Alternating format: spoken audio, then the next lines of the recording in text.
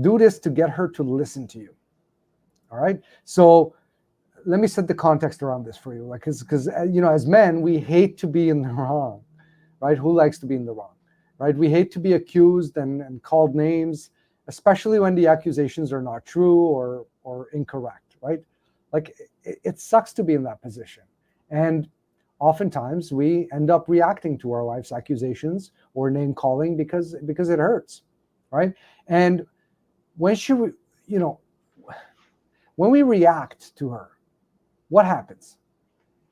Just think about it for a second. Well, she continues to raise the bar, right? By reacting back to our reaction.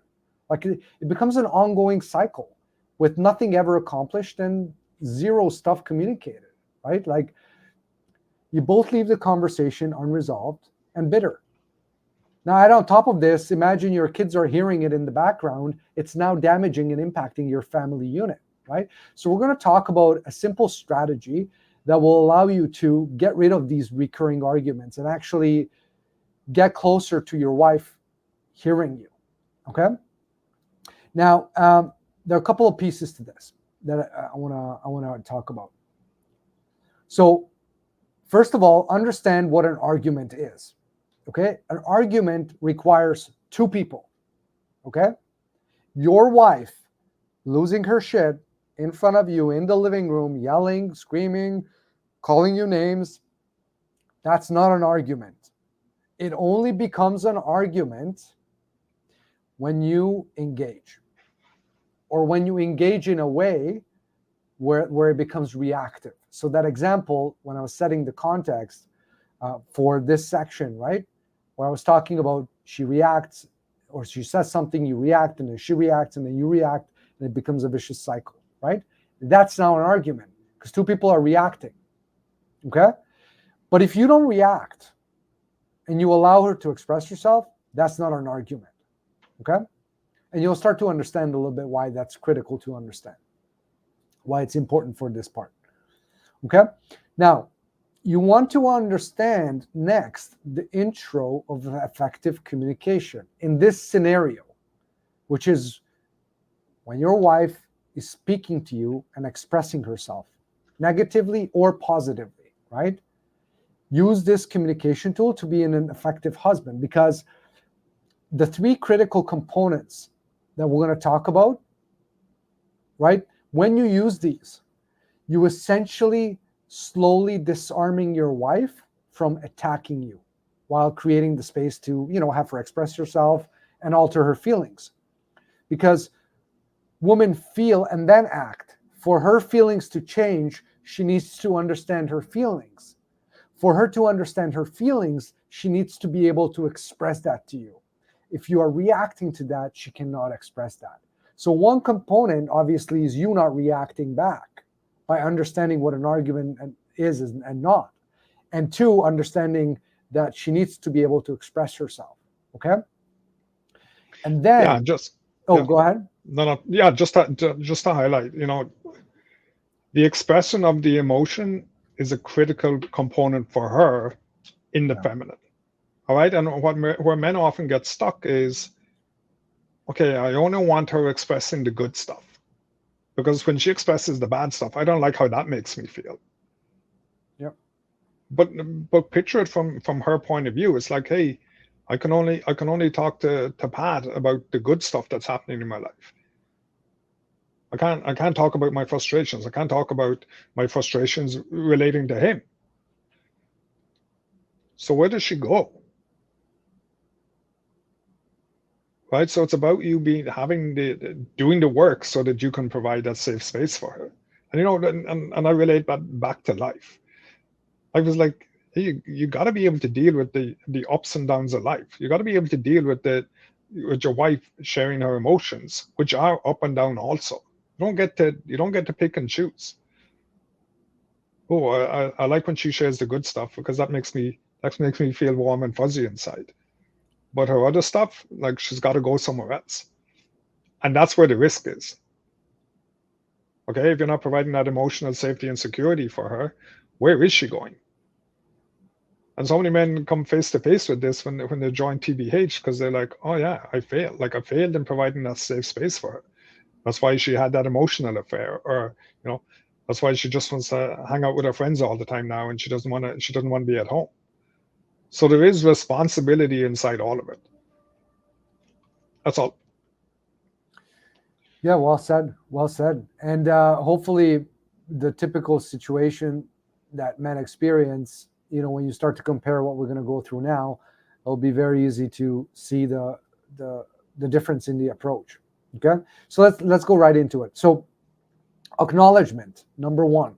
Okay, I don't even want to number these, but they are in this order. Okay, so the ones that I'm going to go through, when you're communicating with your wife, you want to do it in the order that we're going through. Okay, so first one is acknowledgement. So one of the big misunderstandings, or one of the biggest challenges that men have with acknowledgement within communication, is they think if they acknowledge, that you're agreeing with your wife. So when your wife is accusing you of something, or telling you did this and that wrong, or she says something that's not true, a lot of men are afraid to do the acknowledgement because they think, if I acknowledge her, I'm going to tell her that she's right, which is incorrect. Acknowledging does not mean you agree with what she's saying. Okay? Acknowledgement means that she gets, that you get where she's coming from, right? You see the sky as blue, she sees it as purple. Okay? You acknowledging your wife means that she gets, that you get, that she sees the sky as purple, even though you're seeing it as blue. Okay?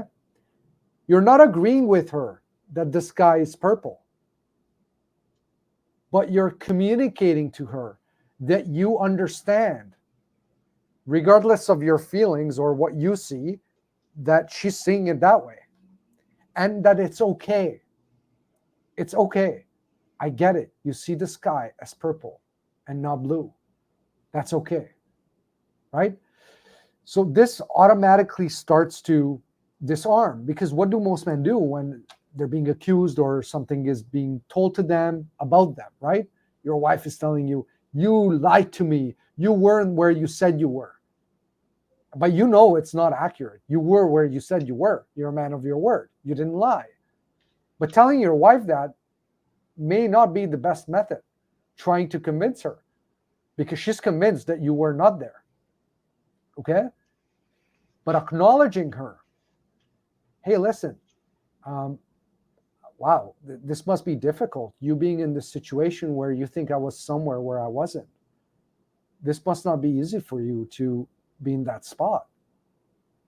I can only imagine how difficult that is for you, thinking that I lied to you, right? I just acknowledged where she's at. I didn't agree with her. I'm not saying that you're right. I just simply acknowledged. Okay? Now, step 2, open-ended questions. Okay? Open-ended questions allow you to ask questions that are not one-word answers.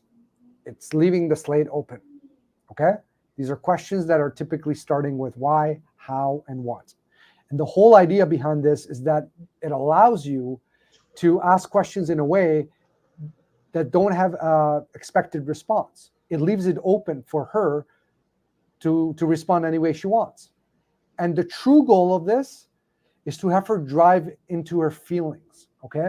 And allow her to express them to you. So once you've acknowledged where she's at, not only you're not reacting, you're acknowledging her. Not only that you're acknowledging her, you are now asking more questions to give you more venom, to give you more of her feelings, to potentially call you more names, to potentially say things that typically would hurt somebody. You're now being curious. You're now letting her know, hey, not only that I get where you're at, but I want more. Give me more. Let it all out. Okay? It's going to be a shocker for your wife when you start doing this. She won't know what hit her, right? Because she's not used to that. She's used to you reacting, you saying things and having behaviors as a result of being triggered because of what she says or does. Yeah, and you're opening her up, right? Open-ended questions opens her up, right? And the open-ended questions, the critical component of it is, it's not that it's a premeditated question on your part to get a desired result or a desired answer. Like that's the wrong mindset to have in relation to open-ended questions. It takes away the curiosity.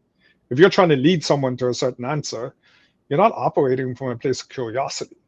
You're operating from a place of manipulation, right? And she'll feel that. So the open-ended questions, as I said, it allows you to open up what the experience really is like for her, and it allows her the safe space to express that, Yep. which is a fundamental feminine need that she has.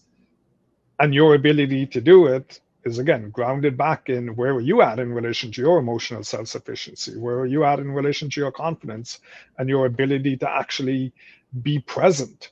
Some of that can be tied back into where are you at in respect to your integrity checklist, right? Because if there's something hanging out there that you just know you're not dealing with in life, you're bringing all of that distraction into these conversations, right? Or if you're like, oh, come on, the game starts in 2 minutes, like move it on, right? You're not being present. You're distracted by other things. So all of that feeds into your ability to be effective in this world of communication.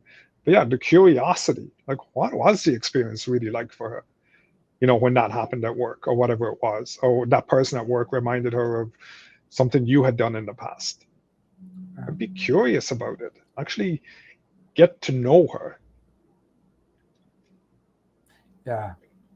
Building on the previous example, it's like, once she gets that you get like where she's coming from, just popping in a question. Wow, how does that make you feel? How does that make you feel that you think I was lying about where I was? Like, what are the feelings that these are driving for you? Right? And I should start potentially, going at it. I don't know if I can trust you. I don't know if this is going to work. I don't know why you have to do that, but it's all coming out of her, right? You're releasing the pressure cooker inside of her, right? Okay. Now, third one is hypothesize and empathize. Okay. This is, once you've asked open-ended questions and she's starting to share, you're starting to get a sense of what her feelings are, right? You want to take a shot at actually reiterating how she's feeling once she's expressed it, right? Now, you may be correct, you may be not.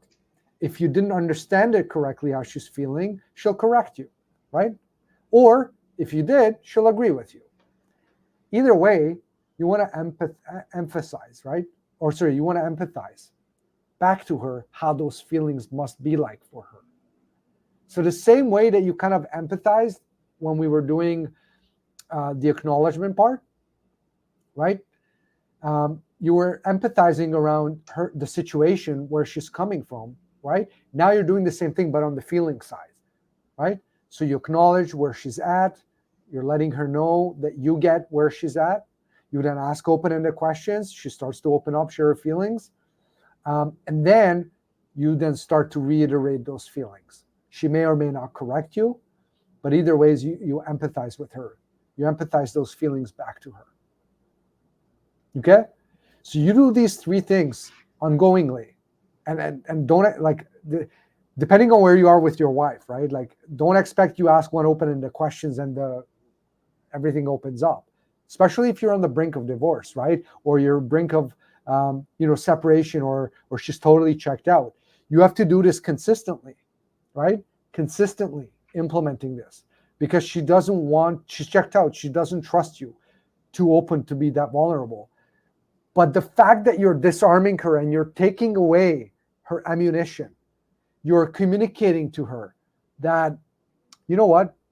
It's okay. It doesn't matter how much you hate me at the moment, how much you're coming at me. I am good. I will be here rock solid, and I can listen to you. I can hear you out. Not only that, I'm going to demonstrate to you that I get where you're at, and I'm going to demonstrate to you that I am curious to know more. I'm not shying away from this conversation. Oh, and by the way, after that, when I hypothesize and I empathize about your feelings, I'm going to show you that I actually really heard you. I wasn't just sitting here like a brick wall. I actually heard you. I was present. And I can tell back some of those feelings. So you do this consistently, you're taking away her ammunition to poke at you. Couple this with pulling your bullets, doing emotional work, you'll be rock solid in communication. Very powerful. Okay, so number 1, acknowledgement. Number 2, open-ended questions. And number 3, hypothesize and empathize the feelings that she shared throughout the open-ended questions. Yeah, and we've said it already. You're training a muscle. You're training a muscle no different to the 4 priorities. It's so new for so many men. Like, allow yourself the space to go, okay, I'm learning something new. Right? No different to driving a car. How you drive a car today, 20 years later after learning, looks very different. For those first times you went out on the road and you don't know whether you should look like 2 feet in front of the car or 20 feet or 30 feet. Yeah. All of that is part of the learning process. And recognize where you are in the journey and allow yourself the space to, okay, I gotta learn it. I'm not gonna get it correct all the time. She's not gonna be receptive to it all the time. And that's not a reflection of whether it works or not. Right? That's just a reflection for where she's at in that moment, where the relationship is at, the damage that's already been done in the relationship. But allow yourself to commit to, okay, this is a skill that I'm going to master. And stay committed to that, irrespective of the short-term wins or losses.